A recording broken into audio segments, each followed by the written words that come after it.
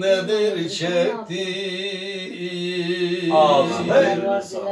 ne dedim de ana, nile babana,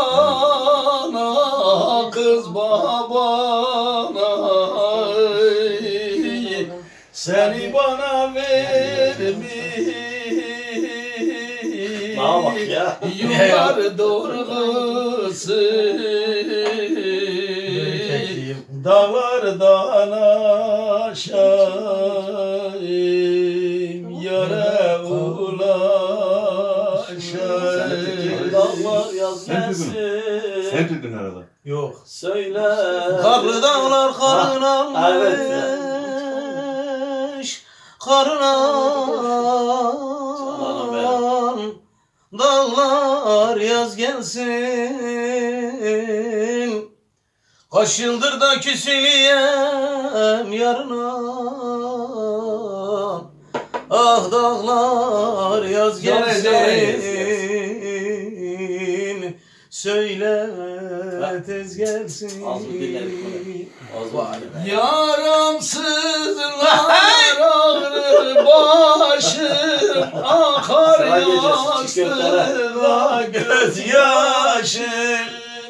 Öldüm ben şu denizli elinde, yoktur ağlayan kardeşim. Sağ olsun yar senin başın. Ecel gelirse bu cana, baş ağrısı bir bahana. Mezar taşıma yazsınlar, bugün sana yarın sana.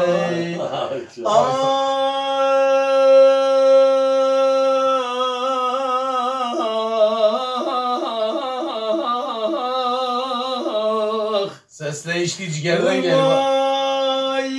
Yeryüzünde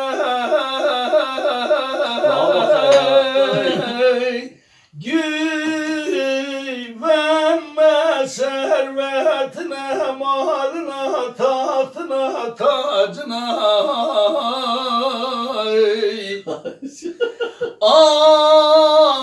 Altından ağacın olsa, Rahmetli Seçmen Tutçu'dan oluyor. zümrüte yaprak yolsa, gel vazgeç dünya zevkinden.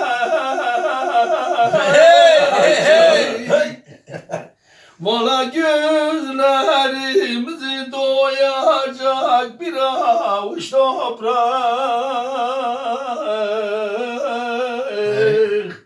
Ah aman aman aman aman aman, Celal-i Bravelem Hariben aman ay ay ay. Ağzına sağlık. Var ol.